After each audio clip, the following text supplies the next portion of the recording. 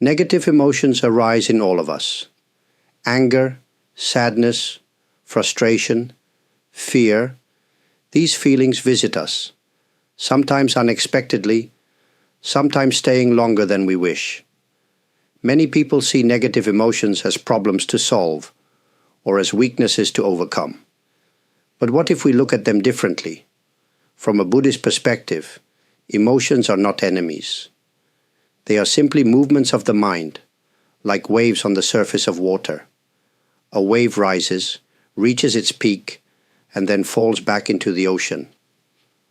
No wave lasts forever.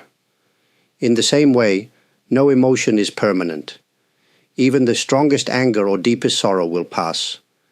However, we often do not see emotions as temporary. Instead, we attach to them. We say, "I am angry" or "I am sad," as if these feelings define who we are. But are we truly our emotions? When anger arises, does that mean we become anger itself? When sadness appears, do we become sadness? The answer is no. We are the awareness that notices these emotions, not the emotions themselves. If we do not recognize this, negative emotions can control us. They can push us to react without thinking, leading to regret later. If someone insults us, we may feel anger. If we act immediately based on that anger, we may say or do things that harm others and ourselves. But if we take a step back and observe the emotion, we can respond with clarity instead of reaction. Why do negative emotions arise in the first place? They come from our attachments and expectations. We expect things to go a certain way, but reality often moves differently. We want people to treat us kindly, but sometimes they do not. We want life to be fair, but sometimes it is not. When our desires and reality do not match, emotions like anger, frustration, or disappointment appear. Understanding this is important. It does not mean we should ignore or suppress emotions. Instead, we acknowledge them without being trapped by them. When we see emotions clearly, without judgment, they lose their power over us. They come and they go. Like waves in the ocean, they rise and fall, but they do not change the depth of the water beneath. When negative emotions arise, our first instinct is often to fight them or push them away. We may try to distract ourselves, suppress our feelings, or force ourselves to think positively. But emotions, like waves, do not disappear just because we ignore them.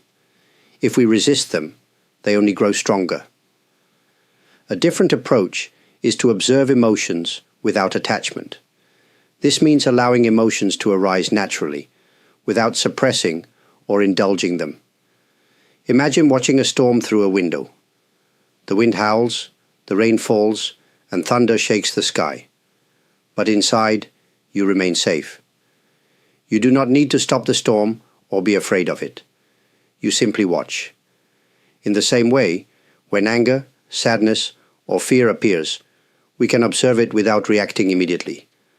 We do not need to push it away, but we also do not need to follow it. Instead of saying, "I am angry," we can say, "Anger is present." Instead of saying, "I am sad," we can say, "Sadness is here." This small shift in perspective creates space between ourselves and our emotions. This space is important. When we are too close to an emotion, we become lost in it. But when we take a step back, we can see it more clearly. A cloud looks huge when it is right above us, but from a distance, we can see that it is just a passing formation in the sky. Emotions are the same. Buddhism teaches that everything is impermanent, including emotions. No feeling lasts forever. Even deep sadness or great anger will eventually fade. The problem is not the emotion itself, but our attachment to it. If we hold on to anger, it becomes suffering. If we hold on to sadness, it turns into despair. But if we observe emotions with awareness, without clinging to them, they pass naturally. This does not mean we become passive or emotionless. Observing emotions does not mean ignoring them. It means seeing them clearly, understanding their nature, and allowing them to come and go without being controlled by them. A fire needs fuel to keep burning. If we stop feeding it, it slowly fades away. In the same way, when we stop identifying with our emotions, they lose their power over us. Once we understand our emotions and observe them without attachment, we can take the next step, transforming them. Negative emotions do not have to remain negative. If we approach them with wisdom, they can become opportunities for growth and inner peace. Consider anger. When anger arises, it usually comes from a sense of injustice or hurt. Instead of reacting immediately, we can pause and ask, what is this anger teaching me?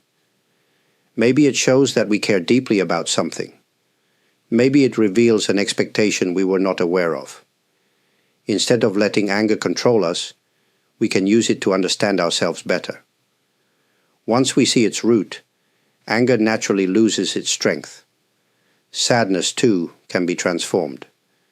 Many people try to escape sadness, fearing its heaviness. But sadness is not our enemy. If we sit with it, without resistance, we may find that it softens our hearts. It teaches us humility, patience, and a deeper connection with others. Those who have experienced deep sorrow often develop great compassion for the suffering of others. In this way, sadness can become a bridge that connects us, rather than a burden that isolates us. Fear often arises from uncertainty. Fear of failure, fear of loss, fear of the unknown. But what is the true nature of fear? If we observe it carefully, we see that fear is just a thought, a projection of the mind into the future. It is not reality. The future has not happened yet. The present moment is where we truly exist. When we bring our attention back to now, fear begins to fade. We do not need to force emotions to disappear. Instead, we allow them to be, and in doing so, they change on their own. Imagine holding a tight fist. The more we clench, the more tension we create. But if we slowly relax our hand, the tension dissolves. The same is true for emotions. The more we fight them, the stronger they become. The more we accept them with understanding, the more they transform. This is not a quick process. It requires patience and practice. But over time, we begin to see emotions not as problems, but as waves that come and go. We stop being carried away by them. Instead, we learn to stand in the ocean of life with steady feet, no longer afraid of the rising and falling tides. We have explored the nature of negative emotions, the power of observing them without attachment, and how they can be transformed into inner peace. Now, let us reflect on what this means for our daily lives. Negative emotions are not signs of weakness. They are part of being human. But we do not have to be controlled by them. When we recognize that emotions are temporary, we stop fearing them. When we observe them without attachment, they lose their grip on us. And when we allow them to be, they naturally change and soften. The mind, like a pond, becomes muddy when disturbed. But if we stop stirring the water, the mud settles and clarity returns. In the same way, when we stop reacting to every emotion, the mind naturally becomes clear and calm. This clarity allows us to see life with greater wisdom, to respond with kindness instead of anger, and to find peace even in difficult moments. This is a lifelong practice, not something that happens overnight. Some days will be easier than others, but every time we remember to pause, observe, and allow, we take another step toward inner freedom. For those of you who have taken the time to watch, engage, and reflect, I am truly grateful. Your support through likes, comments, subscriptions, and even super thanks is deeply appreciated. It encourages me to continue sharing these teachings with you.